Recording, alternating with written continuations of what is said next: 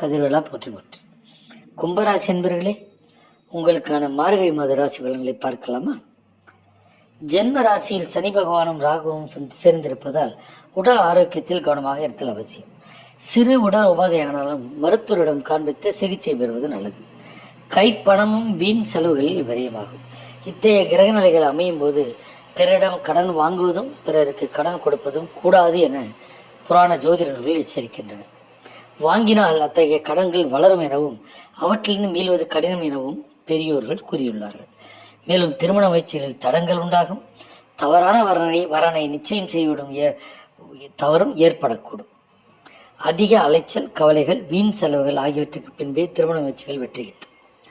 உத்தியோகத்தில் இருப்பவர்களுக்கு எவ்வளவுதான் பாடுபட்டு உழைத்தாலும் கூட மேலதிகாரிகளை திருப்தி செய்ய இயலாது.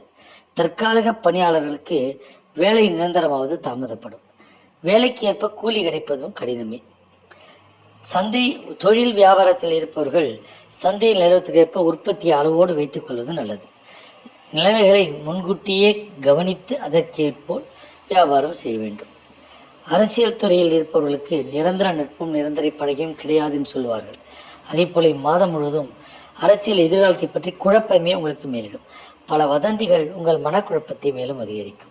மாணவ மாணவியருக்கு கல்வித்துறைக்கு அதிபதியான புதனும் மற்ற கிரகங்களும் ஓரளவுக்கு சாதகமாக வளம் வருவதால் பாடங்களில் மனம் தீவிரமாக ஈடுபடும். ஆசிரியர்களின் ஆதரவு உற்சாகத்தை கிட்டும். நினைவாற்றல் அதிகரிக்கும்.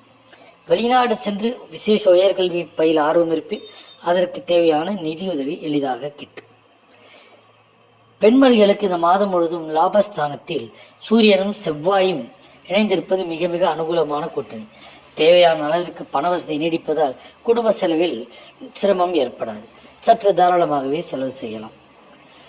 தேவையற்ற அலைச்சல்களையும் கடின உழைப்பையும் கவலைகளையும் குறைத்துக் கொள்ள வேண்டும்.